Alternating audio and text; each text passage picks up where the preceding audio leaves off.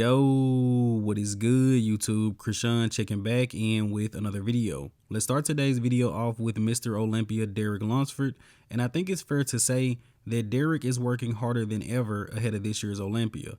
On the right, Derek is hack squatting 9 plates on each side for 12. Prior to this, Derek said he has never even attempted 9 plates on each side before, so he's working very hard. And as I mentioned last year, Derek once again has a slight edge on the competition. Derek only has to peak and bring his best once this year. Samson and Hottie at the Mr. Olympia, that will be their 3rd show of the year. Nick Walker has to do the New York Pro first. So Derek again does have a slight edge by having a longer offseason and just overall having more time to improve.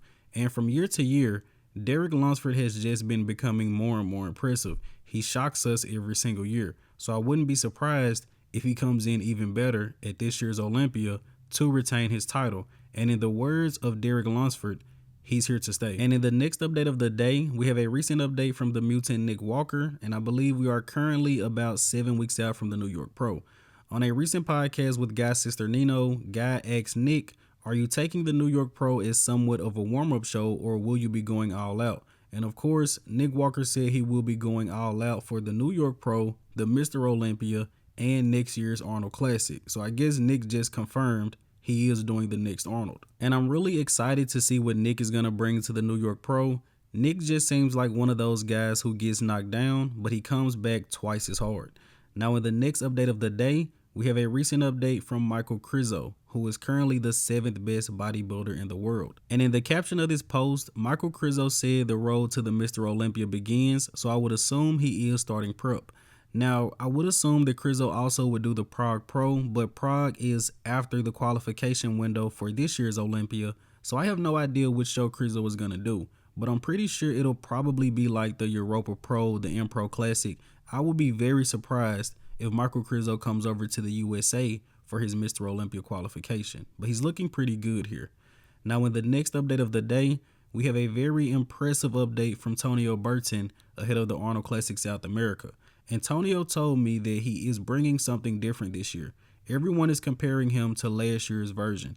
And this guy has definitely made improvements. It looks like Tonio has added size, and in my personal opinion, it looks like a decent amount of that size has went to the legs. My only concern about Tonio is how is he going to stack up in the side shots. And I always mention this about guys who used to compete in 212 but are now open class bodybuilders. I still think Tonio needs a little bit more of that shoulder to shoulder thickness in the side chest and the side tricep, especially going up against a guy like Rafa Brandao. But then again, Tonio is very impressive in the front shots, and it's quite possible that he may have the best back in the entire show.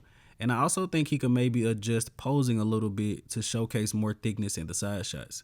Now in the next update of the day, this image is courtesy of Buys and Tries over on Instagram, but New Tech is officially a new sponsor of the Classic Physique division for the 2024 season, and over $200,000 will be pumped into Classic Physique shows. Now Tyler Mannion did not go into specifics, but I would assume it's going to be the same as Open. They're going to pay the top 2 or top 3 guys at every show a little bit more money. But it's great to see pretty much everyone getting paid more this year. And in the next update of the day, we have a recent update from Stephane Matala, who is currently 3 weeks into prep and being coached by Patrick Tour.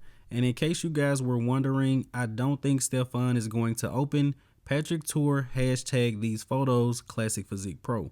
But Stephane is looking incredible here. We just have to wonder how much of this is he going to have to strip off to make the Classic Physique weight cap. And again, he did qualify for last year's Olympia, but his mother got sick and he decided not to compete. But I'm looking forward to seeing what he's going to bring with Patrick Tour. And last but not least, I did want to give an update on John Lockett. Some of you guys may not know him. John is a friend of mine that turned pro last year naturally, and he is still 100% natural. He has not announced what show he's going to do for his pro debut or if he's going to go down the enhanced route, but this guy is impressive, and I honestly enjoy just watching him improve on a week-to-week basis. But let's go ahead and wrap up today's video here with the archive of the day. Milo said he recently found a bunch of old images of Flex Wheeler, and I'm pretty sure no one has ever seen these before, so I wanted to share them with you guys. But as always, I hope you guys did indeed enjoy this video. And if you haven't done so already, be sure to like the video and subscribe to the channel. We are on the road to 10,000 subscribers. I'm Krishan from Go Fitness, and that's it. I'm out.